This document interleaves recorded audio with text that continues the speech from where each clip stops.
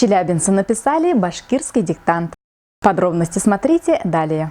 В Челябинской области завершился третий областной диктант по башкирскому языку. Проект реализован образовательным центром «Гилем». За 3 дня в 30 пунктах диктант написали около 1000 человек. В этот раз организаторы решили включить культурную программу. Артисты башкирской эстрады Челябинской области исполнили мелодии на родном языке и выступили с народными танцами. Было предусмотрено праздничное угощение. Активисты приготовили национальные блюда, организовали чаепитие. В Челябинске участники попробовали национальную кухню в кафе «Байкунак». Быйыл күбрәк кеше был акцияга кушылды һәм бүген һуңгы көн Челәбедә Байкунак кафеһендә, Магнитогорскта библиотекалар язалар.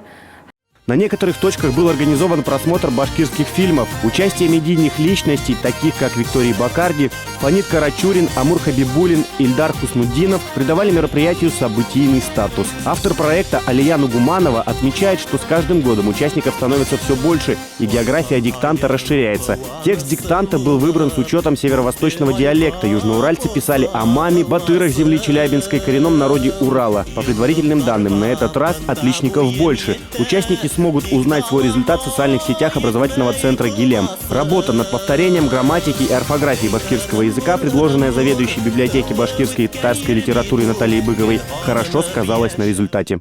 Мне, например, очень понравилось то, что мероприятие проходит в преддверии Дня матери. И поэтому мы выбрали тот фрагмент статьи Нурии Ксановой, посвященной сердцу матери.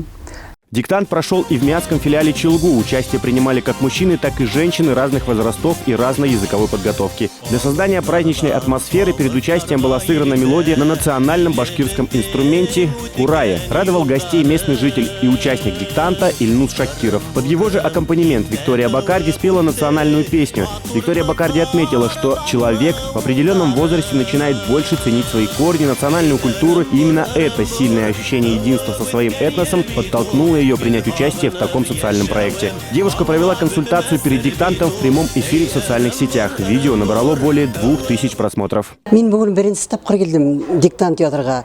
Менің подружкам Насима меня звонит, приглашает. Мен с удовольствием приехала. Киненіп, шаттанып,